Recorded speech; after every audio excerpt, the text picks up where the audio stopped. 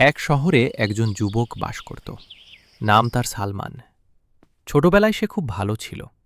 নিয়মিত নামাজ পড়ত, মাদ্রাসায় যেত, কুরআন তিলাওয়াত করত। কিন্তু সময়ের সাথে সাথে তার জীবন বদলে যেতে লাগল।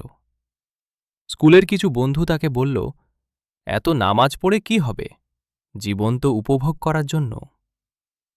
ধীরে ধীরে সালমান নামাজ ছেড়ে দিল, মসজিদে যাওয়া বন্ধ করল, খারাপ সঙ্গের সাথে মিশতে শুরু করল।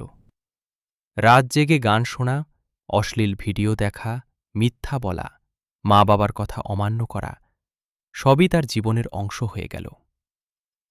মাঝে মধ্যে তার বুকের ভেতর কেমন জানি একটা খালি খালি অনুভূতি হতো, কিন্তু সে নিজেকে বুঝাত, সবাই তো এমনই করে। একদিন তার বাবা গুরুতর অসুস্থ হয়ে পড়লেন। হাসপাতালের বিছানায় শুয়ে বাবা কাঁপা কাঁপা কণ্ঠে বললেন, বাবা, নামাজ ছাড়িস না, আল্লাহকে ভুলিস না। সালমান মাথা নিচু করে দাঁড়িয়ে রইল, কিন্তু তার ভেতরে কোনো পরিবর্তন হল না। কয়েকদিন পর তার বাবা মারা গেলেন। কবরস্থানে বাবার লাশ দাফনের সময় ইমাম সাহেব বললেন, দুনিয়া হল পরীক্ষার ঘর, আর আখিরাত হল স্থায়ী ঠিকানা। এই কথা সালমানের বুকের ভেতর আঘাত করল। সেই রাতে সে ঘুমাতে পারল না। চোখ বন্ধ করলেই বাবার মুখ ভেসে উঠছিল। হঠাৎ তার মোবাইলে একটি ইসলামিক ভিডিও চালু হল। ভিডিওতে একজন আলেম বলছিলেন, যে যত বড় গুনাহি করুক না কেন, আল্লাহর রহমত তার চেয়েও বড়, কিন্তু শর্ত হল আন্তরিক তাওবা। সালমানের চোখ দিয়ে অঝরে পানি পড়তে লাগল। সে উঠল, অজু করল। বহু বছর পর প্রথমবারের মতো সিজদায় মাথা রাখল।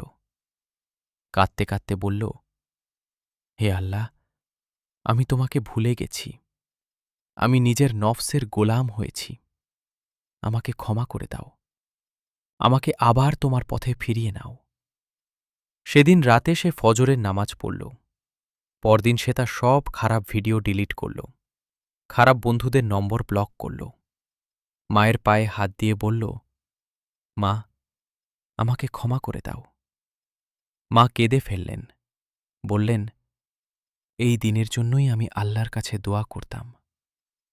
দিন যেতে লাগল। সালমান নিয়মিত নামাজ পড়তে কুরআন তিলাওয়াত শুরু করল। একদিন মসজিদে ইমাম সাহেব বললেন, সবচেয়ে উত্তম মানুষ সে যে গুনাহ করে তাওবা করে আর তারপর নিজেকে বদলে ফেলে। এই কথা শুনে সালমান বুঝল, আল্লাহ তাকে ভালোবাসেন, না হলে তিনি তাকে তাওবার তৌফিক দিতেন না। বছর কয়েক পর সালমান একজন দায়ী হয়ে গেল। সে যুবকদের বলত, আমি নিজেও অন্ধকারে ছিলাম, কিন্তু আল্লাহ আমাকে আলো দেখিয়েছেন, তোমরাও ফিরে এসো।